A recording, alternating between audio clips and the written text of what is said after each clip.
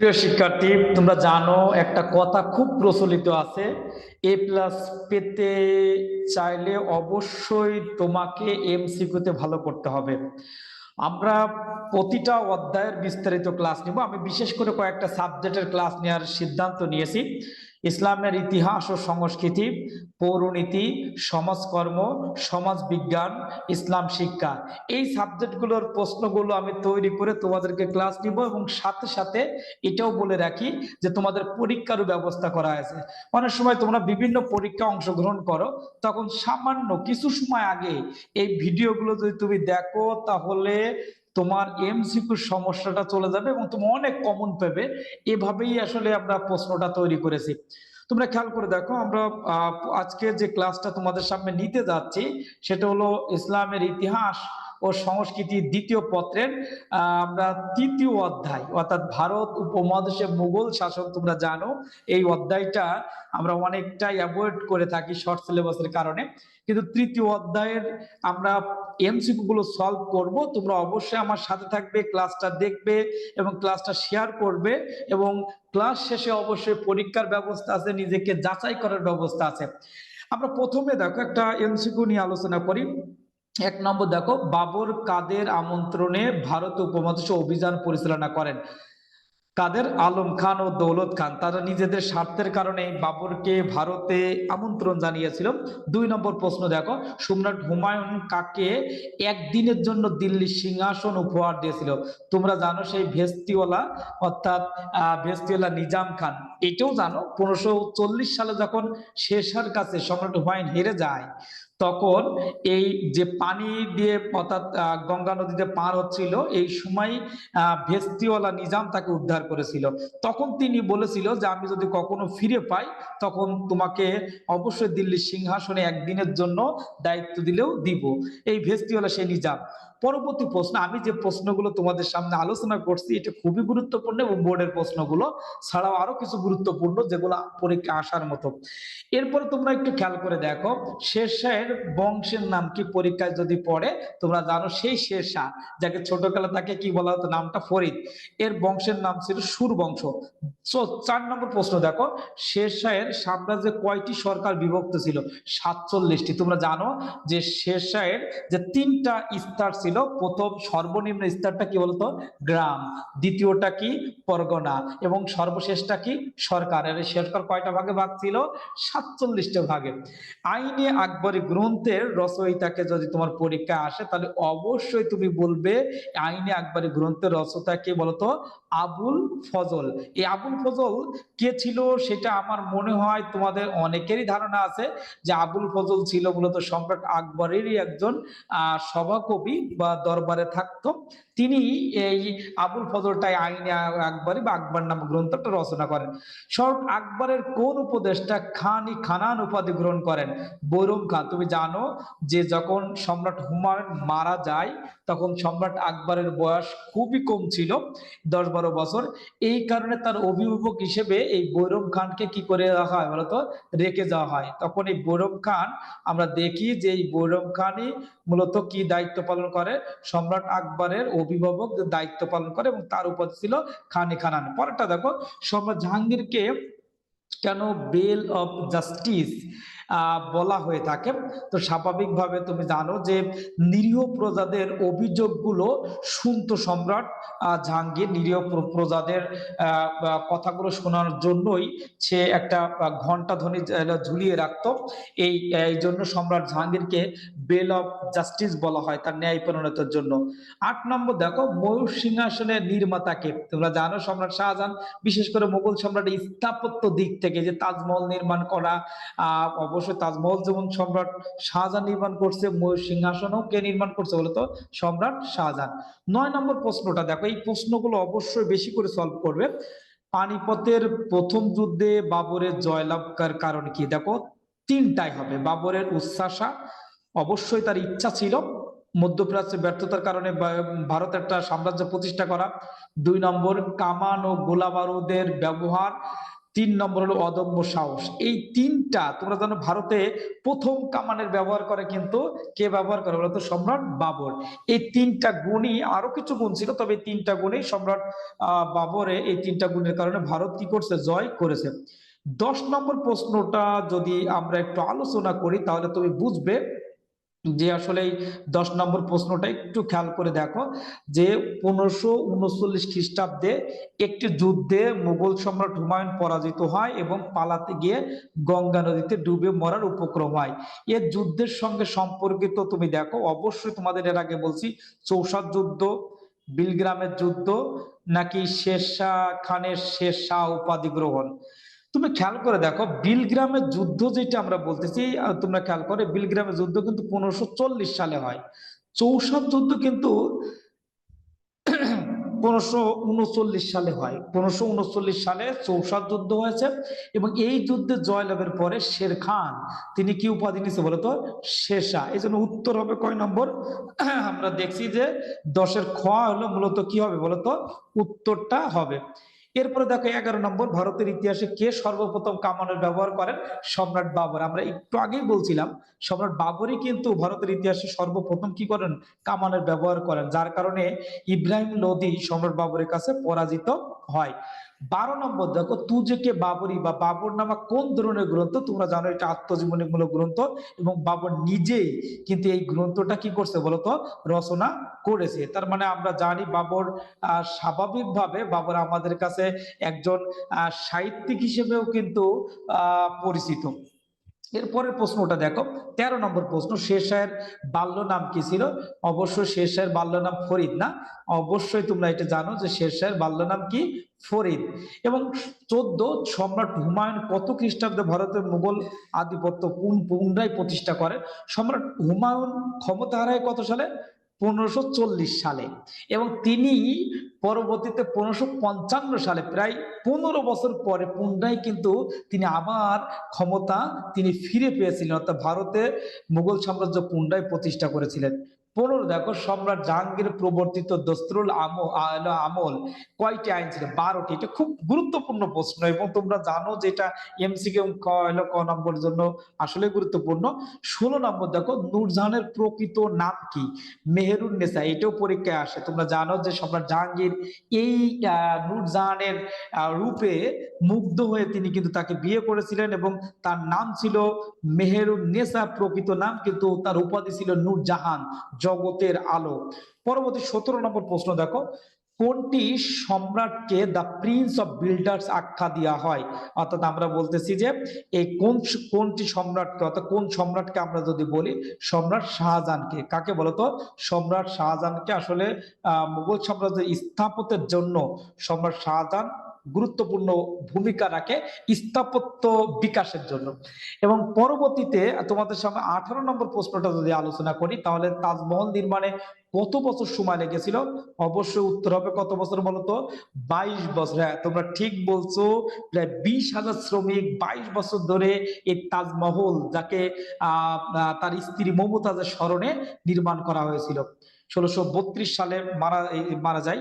পানিপথের প্রথম যুদ্ধে বাবরের সাফল্যের কারণে আরেকটা প্রশ্ন আমরা দেখলাম, আসলে পানিপথের প্রথম যুদ্ধে বাবরের সাফল্য নিয়ে একটু প্রশ্ন থেকে থাকে। আমরা দেখে প্রথম 1 নম্বর বলি, ভারতবর্ষে তার অধিক জনপ্রিয়তা ছিল। ওকে, ফাইন, একটা আমরা পেলাম, কিন্তু ভারতবর্ষে তার অধিক জনপ্রিয়তা থাকবে কি করে? সে তো 1526 সালে পানিপথের যুদ্ধের মাধ্যমে তো ভারতে আসতে, তার আগে জনপ্রিয়তা থাকার কথা কোনো কথা না। তার মানে 2 নম্বর দেখো, তার সেনারা ছিল অধিক দক্ষ। হ্যাঁ, এটা সঠিক। 3 নম্বর দেখো, তিনি ছিলেন বিজ্ঞ ও সুনিপুণ সেনানায়ক। হ্যাঁ, এইটাও সঠিক। তার মানে আমরা বলতে পারি 2 আর 3টা সঠিক, অর্থাৎ আমাদের উত্তরটা তাহলে কত বলতো? গ নম্বর উত্তর হবে। 20 নম্বরটা দেখো, সম্রাট আওরঙ্গজেবের দাক্ষিণাত্য নীতি গ্রহণ করেছিল কারণ কি ছিল? আমরা দেখি, 1, বিজাপুর ও গোলকুণ্ড রাজ্য মুঘল সাম্রাজ্যের হুমকি স্বরূপ। হ্যাঁ, এটি অবশ্যই সঠিক। 2, শিবাজীর নেতৃত্বে মারাঠা জাতির উত্থান, ভবিষ্যতে ক্ষতির আশঙ্কা। হ্যাঁ, এইটাও সঠিক। তার মানে আমরা বলছি 1 আর 2 নম্বরটা সঠিক, এইটাই উত্তর। অর্থাৎ নিচের আমরা ক নম্বর উত্তরটাকেই সঠিক উত্তর হিসেবে করে থাকবো। 21 নম্বর প্রশ্নটা আমরা সলভ করার আগে একটু পড়ে নিই, তাহলে আমরা ভালো করে বুঝবো। মধ্যগড়ার রাজা ভূমি সংস্কারের অংশ হিসেবে প্রজাদের জমির মালিকানা সত্ত্ব স্বীকার করে তাদের দলিল প্রদান করেন এবং প্রজারাও নিয়মিত খাজনা প্রদান করবেন মর্মে অঙ্গীকার নামা হয়। তোমাদের মনে আছে সেই কবুলিয়ত এবং পাট্টার কথা? অবশ্যই মনে আছে। শেরশাহ যে দুইটা ব্যবস্থা চালু করছিল, কি বলতো, কবুলিয়ত এবং পাট্টা। তাহলে বোঝাই যাচ্ছে উপরে ভূমি সংস্কার কোন শাসকের সাথে মিলে যায় বলতো? শেরশাহর সাথে মিলে যায়। অর্থাৎ 21 নম্বরে খ উত্তর। 22 নম্বরটা দেখো, উক্ত শাসক ছিলেন, অর্থাৎ আমাদের শেরশাহ কোন কোন গুণের অধিকার ছিল? একজন সাহসী বীর, ওকে সঠিক। সমর কুশলী, অবশ্যই সঠিক। 3 নম্বরে একজন সুদক্ষ শাসক, হ্যাঁ, তিনটা পয়েন্টই সঠিক। দেখো, সম্রাট হুমায়ুনকে পরাজিত করার ক্ষেত্রে কেন তাকে তুমি বীর বলবা না? কারণ সম্রাট হুমায়ুনকে পরাজিত করছে কিন্তু শেরশাহ। আবার তিনি এত প্রশাসনিক সংস্কার করেছেন যা প্রশংসার দাবি রাখে। এই যে সড়কে আজব, অর্থাৎ তোমার আমাদের বলা হয় সোনারগাঁ থেকে সিন্ধু পর্যন্ত যে রোডটা, এটি কিন্তু তিনি তৈরি করেছিলেন। তাহলে উত্তরটা কি হবে? ঘ নম্বর উত্তর হবে, অর্থাৎ তিনটা টপিকই সঠিক। এরপরে দেখো, আমরা যদি পরের প্রশ্নটা আমরা সলভ করতে যাই, তাহলে দেখি বলছে উদ্দীপকটা পড়ো, 23 ও 24 নম্বর প্রশ্নটা সলভ করো। বর্তমান সরকারের পৃষ্ঠপোষকতায় বাংলা নববর্ষ আরো জমকালো ভাবে উদযাপিত হচ্ছে। ধর্ম বর্ণ নির্বিশেষে এটি একটি জাতীয় উৎসবে পরিণত হয়েছে। ফলে সকলের মাঝে আন্তরিকতা, সাম্প্রদায়িক সম্প্রীতি ও একতা একতা বৃদ্ধি পাচ্ছে। তো 23 নম্বরটা আসো আমরা বলি যে উদ্দীপকের সম্রাট আকবরের কোন নীতিকে ইঙ্গিত করা হয়েছে? অবশ্যই হলো এটাকে আমরা বলি রাজস্ব নীতিকে ইঙ্গিত করা হয়েছে উপরে যে কথা দ্বারা। 24, সম্রাট আকবরের উক্ত নীতি প্রবর্তনের উদ্দেশ্য কি ছিল? কেন তিনি এরকম একটা নীতি চালু করেন? আমরা বলি, এক, ধর্মীয় মতবিরোধের অবসান, কারণ সব ধর্মকে একসাথেই করা। দুই, মোগল সাম্রাজ্যকে সুদৃঢ় ভিত্তির উপর প্রতিষ্ঠা। হ্যাঁ, 1 আর 2 হতে পারে, 3 নম্বর হবে না।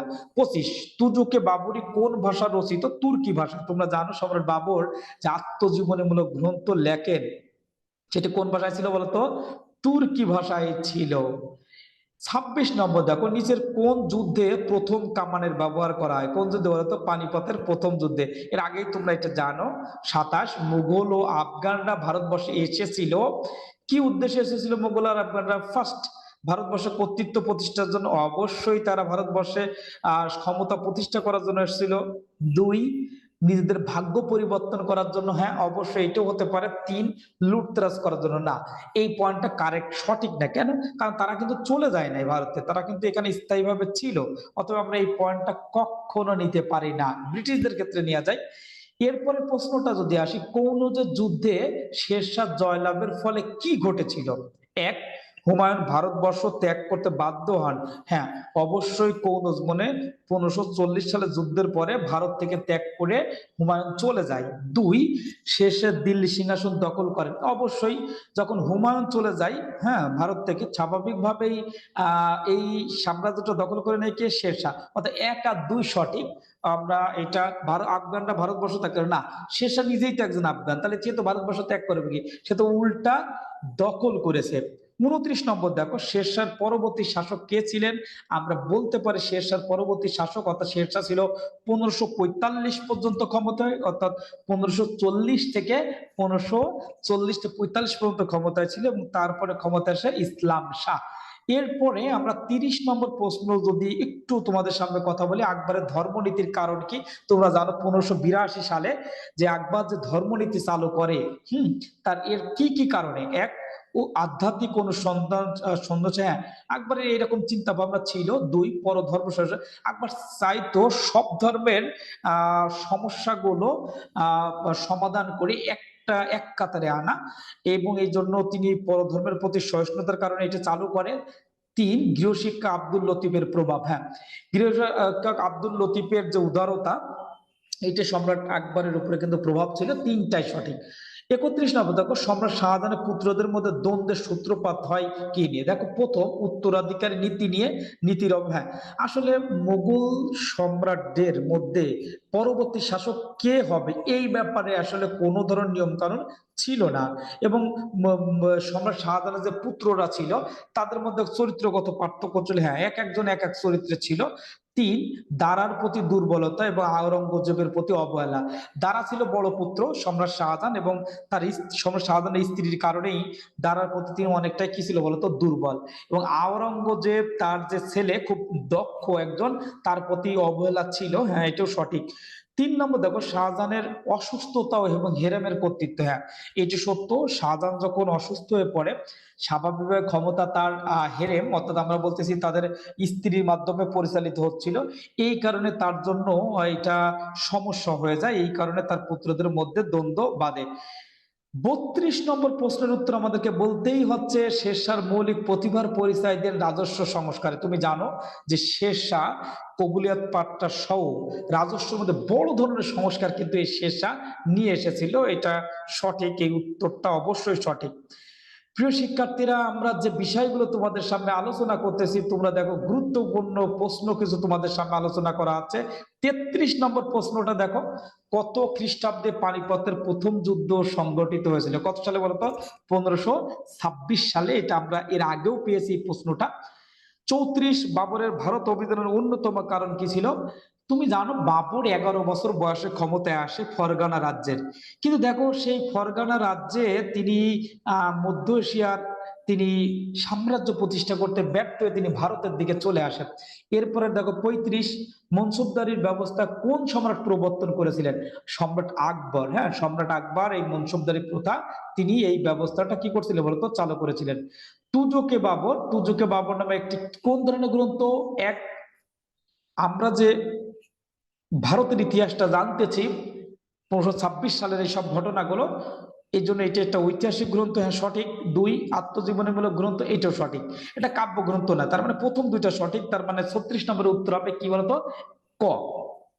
37 নম্বরটা দেখো, কোন মুঘল সম্রাট বাংলার নাম রাখে জান্নাত? তোমরা জানো সম্রাট হুমায়ুন যখন বাংলায় এসেছিল, এই সমতট বলতে কুমিল্লা, নোয়াখালী এই অঞ্চলে, তিনি এখানে এসে 6 মাস পর্যন্ত থেকেছিল, এবং তিনি এই এলাকার প্রকৃতিতে মুগ্ধ হয়ে এই এলাকার নাম রাখছিল কি বলতো, জান্নাতাবাদ। সম্রাট, তার মানে উত্তর 37-এর কত নম্বর উত্তর বলতো, খ। 38 নম্বরটা দেখো, কোন মুঘল সম্রাটকে জিন্দাপীর বলা হয়? তোমরা জানো জিন্দাপীর বলা হয়, তিনি সম্রাট আওরঙ্গজেব খুব ভালো চরিত্রের ছিলেন এবং তিনি ধর্মটা মেনে চলতেন, এই জন্য তাকে জিন্দাপীর বলা হয়। আমরা 39 এবং 40 নম্বর প্রশ্নটা অবশ্যই আলোচনা করব। তোমরা জানো উপরের যে ঘটনাটা আছে সম্পূর্ণভাবে মিলে যায় পানিপথের প্রথম যুদ্ধের সাথে। এবং 40 নম্বরটা যদি আমরা উত্তরে যাই, 40 নম্বর তুমি দেখো, উদ্দীপকের উল্লেখিত যুদ্ধটির যৌক্তিক ফলাফল কি? ফলাফল ছিল পানিপথের প্রথম যুদ্ধের? প্রথম কথা আমরা বলি দিল্লি সালতানাতের পথে, হ্যাঁ সম্রাট বাবর যখন দখল করে নিয়েছে দিল্লি, স্বাভাবিকভাবে ইব্রাহিম লোদির পরাজয়, মানে দিল্লির পতন ঘটছে। 2, মুঘল সাম্রাজ্য প্রতিষ্ঠা, দিল্লির পতন মানে সালতানাতের পতন এবং মুঘল সাম্রাজ্য প্রতিষ্ঠা, এটা সঠিক। লোদি বংশ প্রতিষ্ঠা না, লোদি বংশের কাছ থেকে তো ক্ষমতা নিল ইব্রাহিম লোদির কাছ থেকে, তাহলে কেন এটা প্রতিষ্ঠা? না, এটা ভুল। তার মানে 40-এর ক উত্তর। প্রিয় শিক্ষার্থী, আমরা 41 এবং 42 নম্বর প্রশ্নটা সলভ করব। দেখো আমরা একটু উদ্দীপকটা পড়ে নিই। সম্রাট ইব্রাহিম তার রাজ্যের সকল ধর্মাবলম্বীকে একই পতাকা তলে আনার জন্য একটি ধর্মমত প্রচার, নতুন ধর্মমত। যখনই পরীক্ষায় নতুন কথা থাকবে, সাথে সাথে বলবে এটা সম্রাট আকবরের সাথে মিলে যায়। কার সাথে বলতো? সম্রাট আকবরের সাথে মিলে যায়। কিন্তু দেখো ওরা বলতে, কিন্তু ধর্মটি জনগণের মধ্যে প্রভাব বিস্তার করতে না পারায় তার মৃত্যুর সাথে এই ধর্মটি পরিচয়। এক অবশ্য সত্য, মাত্র 18 জন, কতজন বলতো এই দ্বীনে ইলাহি মানে সম্রাট আকবর প্রচলিত, তার মানে এটা মাত্র 18 জন ধর্মটা গ্রহণ করছিল। তার মানে আমরা সম্রাট ইব্রাহিমের যে এই পরিচয়টা সম্রাট আকবরের সাথে মিলে যায়। 41-এর খ উত্তর। 42 নম্বরে সম্রাট ইব্রাহিমের প্রণীত ধর্ম সাথে নিজের কোন ধর্মটা সাদৃশ্য? তুমি বলবে দ্বীনে ইলাহি। 43 নম্বর প্রশ্নটা অবশ্যই তোমাদের সামনে আলোচনার দাবি রাখে। 43 নম্বর প্রশ্নটা নিচের ছকে খালি ঘর পূরণ করো। কোনটা? দেখো তো, পানিপথের প্রথম যুদ্ধ এবং শেষে হলো গুজরাট যুদ্ধ, মাঝখানে তাহলে কোনটা? অবশ্যই খানুয়ার যুদ্ধটা মাঝখানে বসবে। তার মানে 43-এর ক উত্তর। প্রিয় শিক্ষার্থীরা, আমরা এরই মাধ্যমে আমরা দেখালাম যে এই যে 43 পর্যন্ত প্রশ্ন, গুরুত্বপূর্ণ প্রশ্নগুলো তোমাদের সামনে কিন্তু সমাধান করেছি।